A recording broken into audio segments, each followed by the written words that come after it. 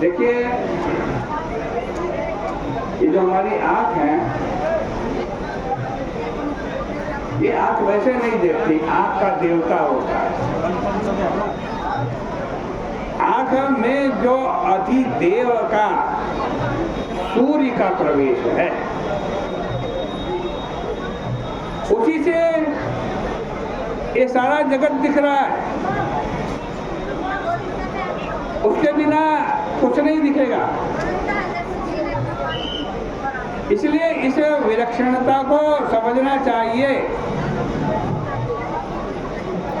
ये आत्मा ही बैठ करके ये सब दिखा रही है, तो वो आत्मा चेतन है, और आत्मा से जो दिख रहा है सारा संसार वो जड़ है। आत्मा परिज्ञानमयो विवाद यास्तीति नास्तीति वेदार्थ निष्ठा। आत्मा में अस्ति और नास्ति का कोई भेद नहीं चलता। लेकिन जो लोग परमात्मा से विमुख हैं, वे हमेशा इसी में लगे रहेंगे कि क्या दृष्टा है और क्या दृश्य है, इसको वो छोड़ेंगे नहीं। अब जब उद्धव जी ने भगवान से पूछा कि महाराज, जो लोग आपको भूल करके इस संसार में लगे हुए हैं, संसार में फंसे हुए हैं, वो किस प्रकार भटकते हैं, तब भगवान ने बतलाया कि मणिराम बड़े बड़े खेल रचते रहते हैं। ये ही एक देह से दूसरे देह में जाते हैं। आत्मा उस मन को मैं मेरा समझकर उसके साथ साथ अपने जीने का अनुभव करता है, और जैसा ध्यान करता है वैसा ही वो हो जाता है।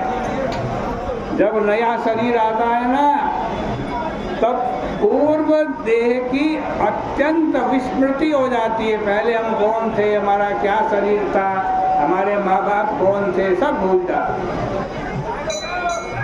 गन्तोर्वै कस्यचित् हेतोर् मृत्योरत्यंत विस्मृति। किसी भी कारण से पूर्व जन्म की विस्मृति हो जाने का नाम मृत्यु है। और किसी भी शरीर को मैं रूप मान लेना, ये मैं हूँ, ये मैं हूँ, इसी का नाम तो जन्म है भाई।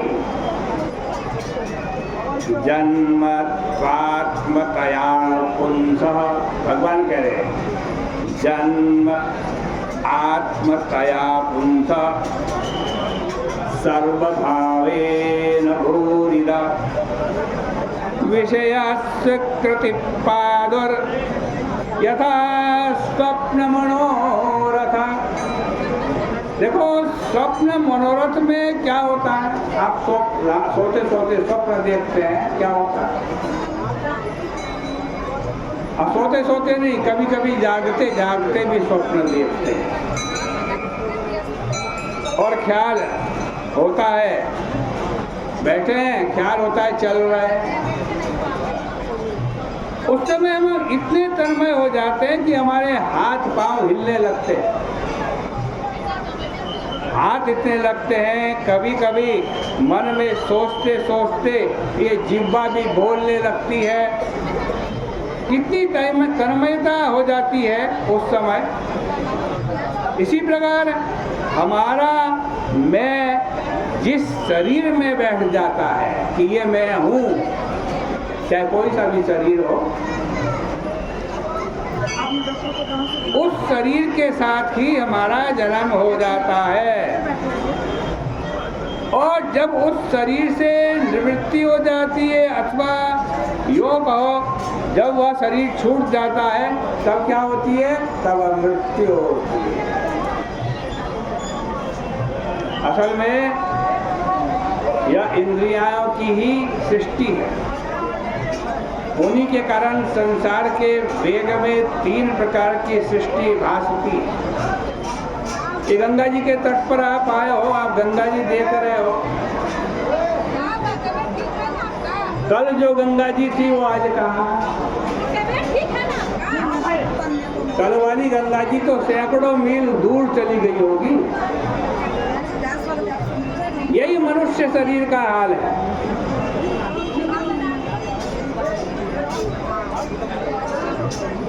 जो शरीर कल था वो आज नहीं है, और जो आज है वो कल नहीं रहेगा। या तो क्षण क्षण में बदल रहा है। जो मनुष्य ऐसा समझता और व्यवहार करता है कि पहले दिखाई पड़ा गंगा जल और पुरुष वही अब भी है, वो अज्ञानी है।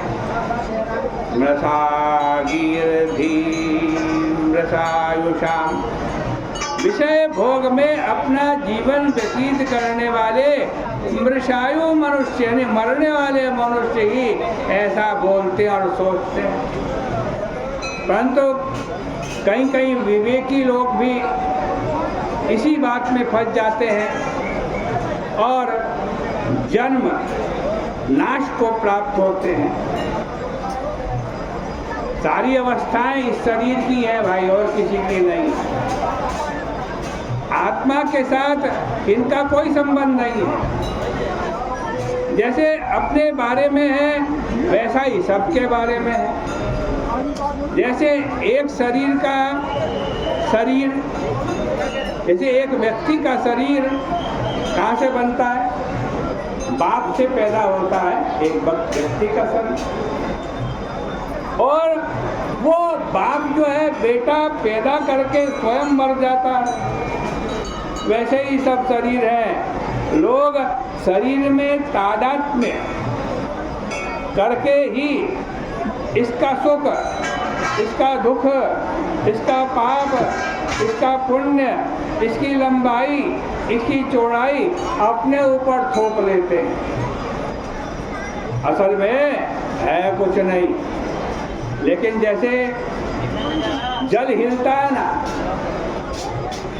उस जल में जिसका प्रतिबिंब पड़ता वो भी हिलता हुआ दिखाई देता। जल में मानो वृक्ष का प्रतिबिंब पड़ा, हिल रहा है जल, वृक्ष भी हिलता हुआ दिखाई पड़ता। और नदी में नाव चलने पर, नदी में नाव चल रही है तो किनारे के वृक्ष भी ऐसे मालूम पड़ते हैं जैसे चल रहे हैं। वैसे ही अपना मनोनिबंधन भी, अपना मनोनिबंधन ही सब रूपों में भासता। किसी